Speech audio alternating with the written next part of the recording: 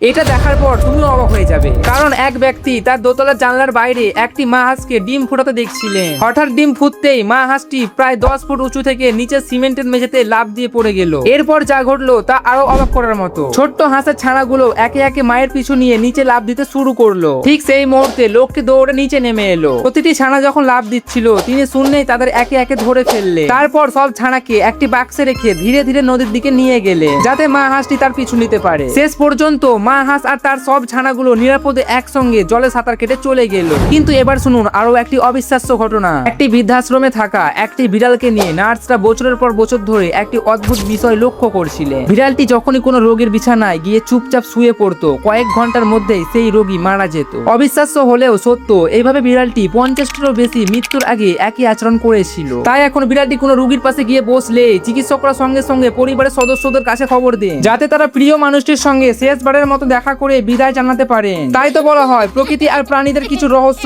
আজও মানুষের কাছে সম্পূর্ণ অজানা।